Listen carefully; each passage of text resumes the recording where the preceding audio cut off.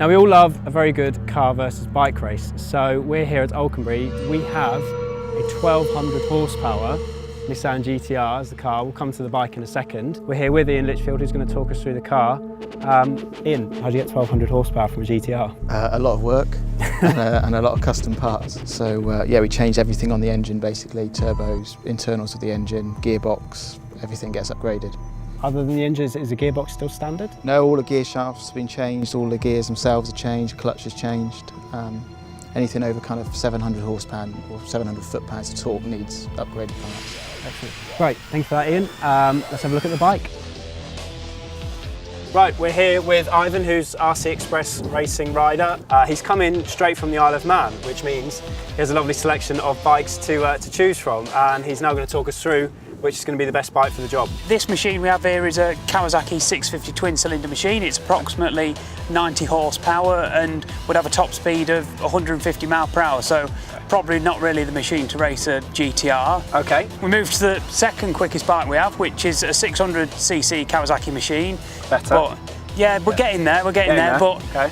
Here we have the bike I'll use today, which is a Kawasaki ZX-10 tuned by MSS Performance, and this is my full-blown superbike machine, approximately 205 horsepower, and I think it'll be up to the task. Hopefully, it'll be certainly interesting to see. 200 horsepower versus 1200. That's it. 200, but it's got no launch control or wheelie control. It'll be certainly just down to me getting a good launch and then seeing where we are at the end of the quarter mile.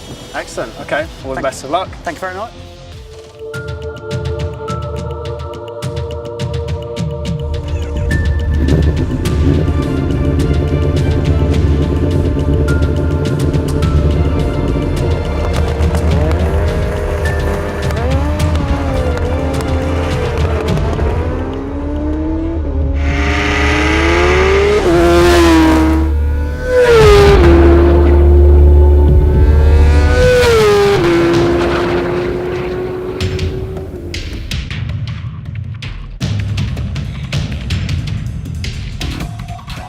Ivan, how was that for you, mate?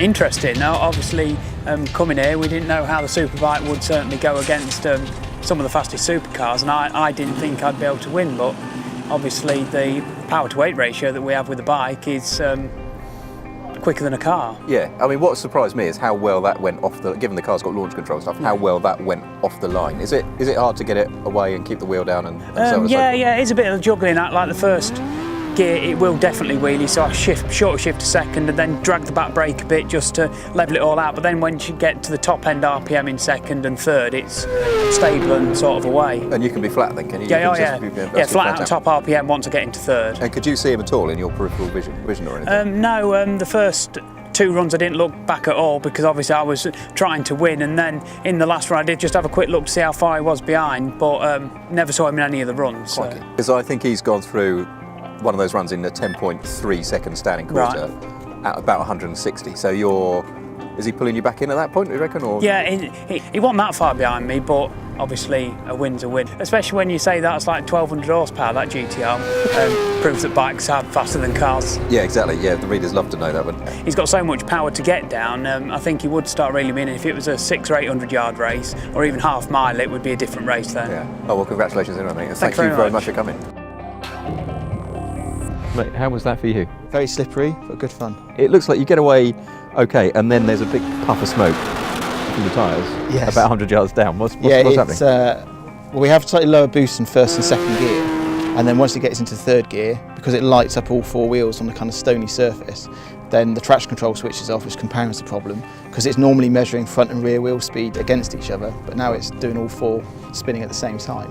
So the wheel spins all through third, all through fourth, and just about straightens up in fifth. But it's good fun.